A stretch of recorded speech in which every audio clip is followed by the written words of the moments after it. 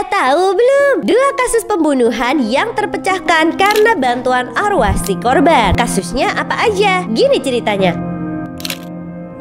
Pertama, kasusnya Frederick Fisher. Pada tahun 1826, seorang petani asal Australia, Frederick Fisher, lenyap. Tiba-tiba hilang gitu aja, Rek. Terus nih, tetangganya yang bernama George Worrell tiba-tiba melambaikan bendera merah kepada warga. Di tempat mereka melambaikan bendera merah ini tandanya ada orang yang meninggal. Anehnya, Rek, meski udah dinyatakan meninggal, warga nggak tahu di mana letak keberadaan Fisher. Terus nih, 4 bulan udah berlalu. Hantu Fisher mulai gentayangan. Suatu hari ada seorang pria bernama John Fairley lagi jalan-jalan sendirian. Pak Fairley kaget dong karena penampakan hantu itu ngarahin dia menuju aliran sungai. Kejadian ini pasti bikin Pak Fairley takut banget. Tapi dianya sadar ada hal yang ingin ditunjukkan si hantu pada dirinya. Gak lama setelah ngikutin si hantu itu tiba-tiba hilang gitu aja. Dan Fairley melihat ada sosok mayat dengan kondisi dan babak belur. Dan setelah diusut, ternyata George lah yang membunuh Fisher. George ngaku telah membunuh korban karena ingin memiliki lahan pertanian milik Fisher. Awalnya kasus ini nggak terungkap karena Pak George ini orangnya emang ramah dan sopan. Kedua,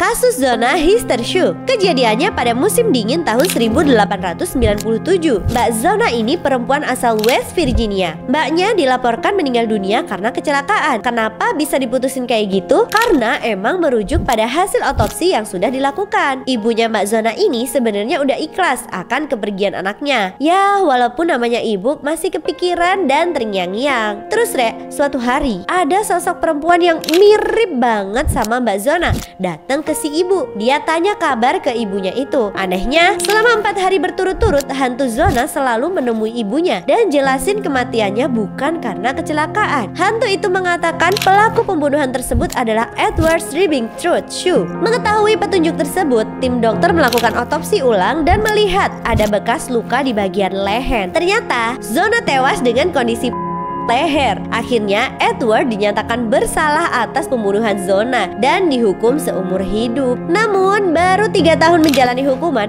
Edward meninggal karena penyakit yang ia derita. Terus alasannya pembunuhan tersebut adalah emang karena jahat aja gitu.